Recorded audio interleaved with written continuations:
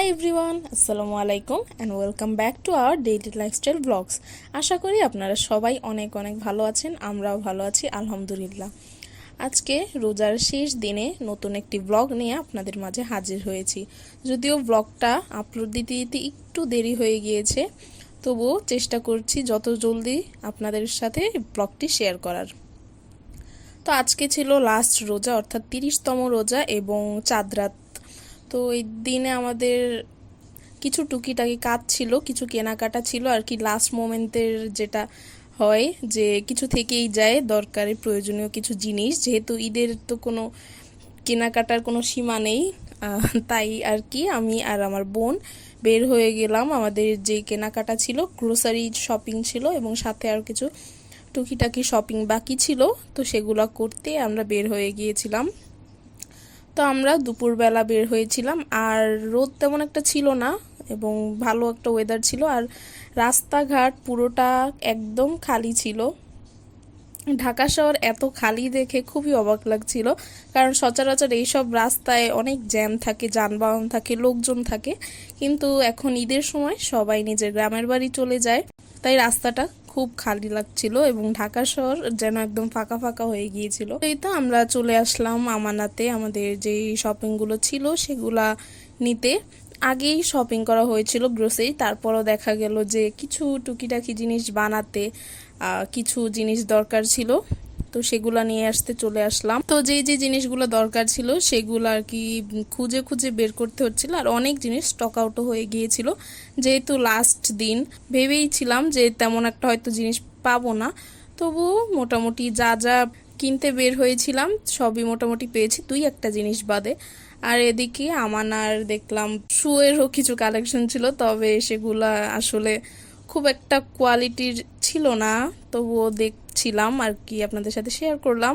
তো লাস্ট রোজার দিন তো মোটামুটি সবাই অনেক ব্যস্ত থাকি, কেউ কেউ গ্রামের বাড়ি চলে যায়, কেউ ঢাকায় থেকে যায়।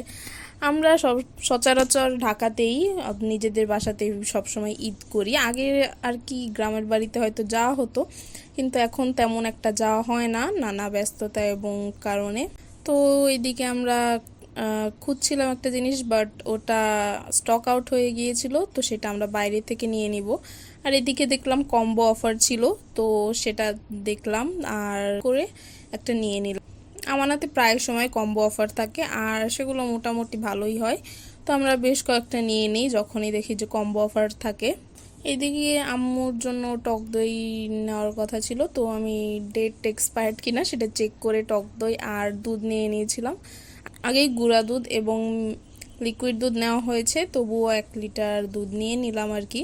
আর এদিকে দেখলাম যে মোজো কি মার্কেটিং শুরু করেছে, খুব ভালোই। তবুও এটা খুবই ভালো একটা উদ্যোগ, যেহেতু যেহেতু কোকাকোলা ইসরায়েলি প্রোডাক্ট, তো অবশ্যই সেটা পারচেস না করাই ভালো, তা আমরা কখন আর করি না এই ঘটনার পর।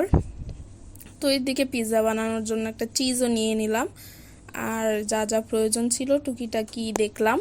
যদিও চিন্তা করে এসেছিলাম হাতে গোনা কয়েকটা জিনিসই নিব, তবুও আশেপাশে তবুও এইসব সুপার শপে যখন আসা হয় তখন দেখা যায় দুই একটা জিনিস চোখে পড়লে সেটা নিয়ে নেই। তো এই তো মোটামুটি আমাদের শপিং শেষ করে তারপরে আমরা বিলিং এর জন্য চলে যাচ্ছিলাম। লাস্ট দিন হলেও মোটামুটি ভালোই লোকজন ছিল।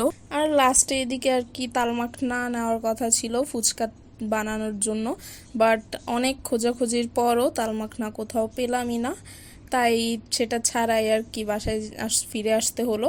তবুও তালমাখনা ছাড়াও ফুচকা বানানো যায় এবং অনেক ভালো হয়, তো সেটা কোনো সমস্যা না তেমন একটা, তো পেলে আর কি ভালো হতো।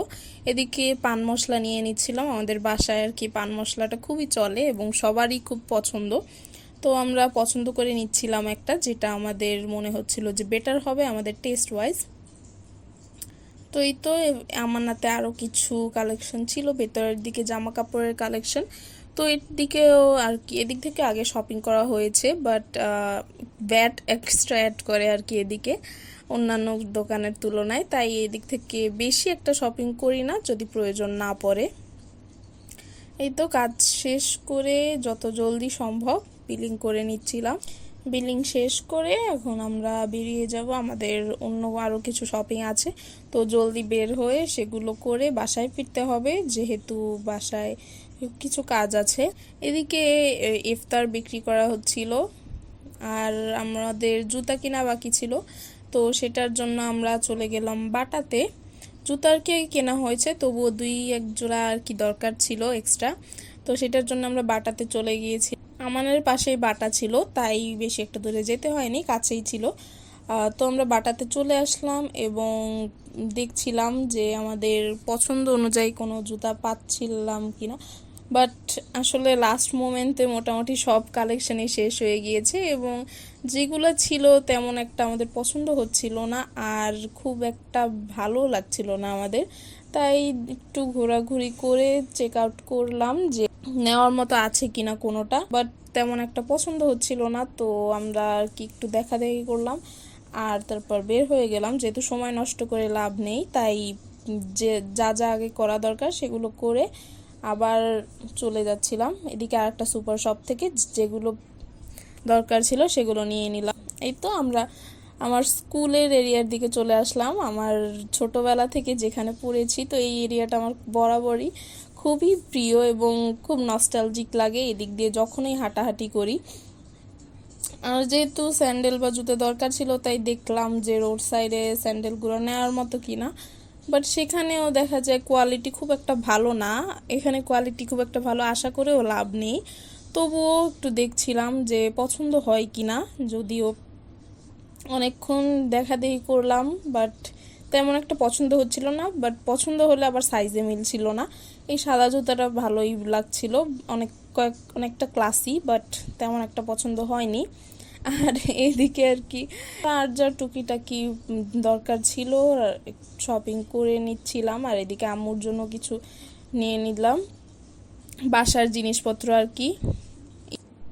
আর এটা হচ্ছে আমার স্কুলের চারপাশের বাউন্ডারি। আগে এখানে একদম হোয়াইট কালার ছিল, তারপরে কিছু কোট লেখা ছিল, অ্যান্ড এখন দেখলাম অনেক দিন পর এসে দেখলাম যেভাবে আর্টওয়ার্ক করা হয়েছে দেয়ালে, এগুলো আমাদের সিনিয়র ডিইউ এর আর্টসের আপুরা করেছে আমি যতটুকু শুনেছি।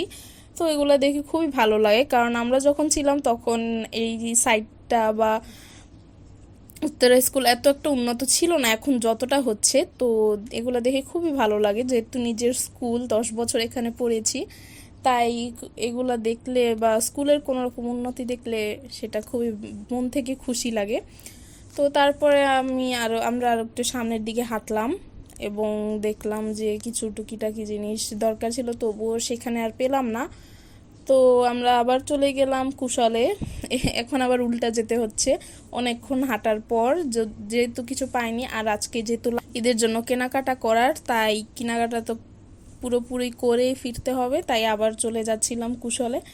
আর এই তো আমার উত্তরা স্কুল, এখান থেকে কতবার স্কুলে ঢুকেছি, স্কুলতে বের হয়েছি, তো নিজের স্কুল তো সবারই কাছেই অনেক প্রিয়, আর আমরা যেহেতু 10 বছর পড়েছি এখানে, তো আমাদের কাছে একটা অন্যরকম অনুভূতি।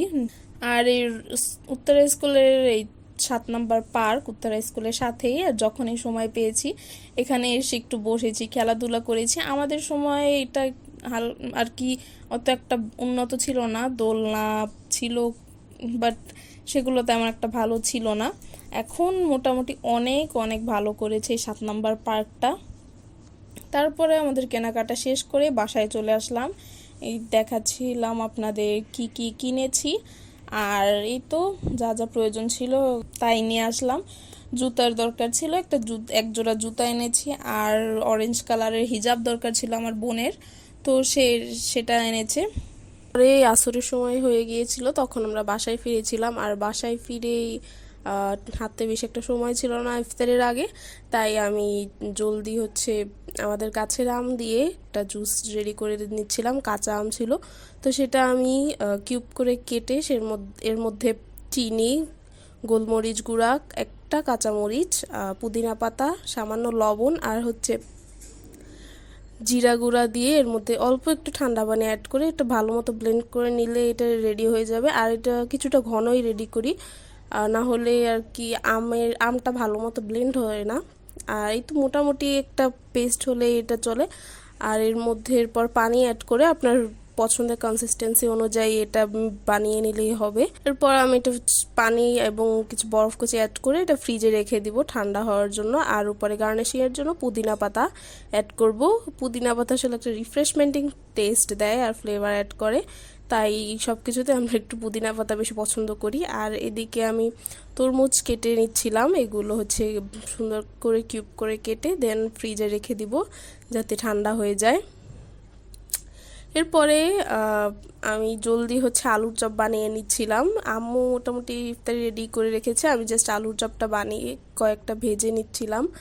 এই তো আলুর চপগুলো রেডি। আর এদিকে আমি সালাদের জন্য শসা, টমেটো এগুলো কেটে নিচ্ছিলাম। আর এগুলো কেটে আমি এক সাইডে রেখে দিব। আম্মু হচ্ছে ইফতারের জন্য খিচুড়ি আর এদিকে আলু দিয়ে ডিম ভুনা তৈরি করেছিল।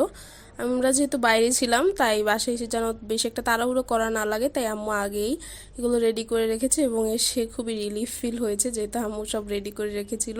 তাই আমি জাস্ট লাস্টে যেগুলো হাতের কাজ ছিল এগুলো প্লেটে সাজানো আর এই জুস এইসব রেডি করা, তো এগুলো আমি করে নিচ্ছিলাম। আর এই তো ইফতারের বেশি সময় ছিল না হাতে, তখন আমি জুসটা বের করে সার্ভ করে নিচ্ছিলাম। এরপরে ইফতারি শেষ করে আমি দুধ জাল দিয়ে দিয়েছি। আর এদিকে চকোজ, এটা দিয়ে আমরা দুধ দিয়ে আর কি চকোজ আর দুধ আমাদের খাওয়া হয়, এটা কাইন্ড অফ আর সবাই এটা অনেক পছন্দও করে আমাদের বাসায়, তো এটা আমাদের কখনোই মিস যায় না কোনো ঈদে। এই তো আমি চকোজের মধ্যে দুধ অ্যাড করে সেটা আব্বু আম্মুকে দিয়ে আসবো। আর এই দিকে হচ্ছে আমাদের চাঁদ রাত মানে একটু গান বাজনা করা, হাতে মেহেদি দেওয়া, বোনদের সাথে টাইম স্পেন্ড করা, এইভাবেই হচ্ছে আমাদের চাঁদ রাতটা যায়। আর এই তো আমি আমার বোনকে মেহেদি দিয়ে দিচ্ছিলাম। সবাইকে মেহেদি দিতে দিতে আসলে নিজের দেওয়ার তেমন একটা ধৈর্য থাকে না শেষমেশ, তাই আমি আর রাতে দেইনি, আমার বোনদের আম্মুকেই দিয়ে দিচ্ছিলাম। আর এই তো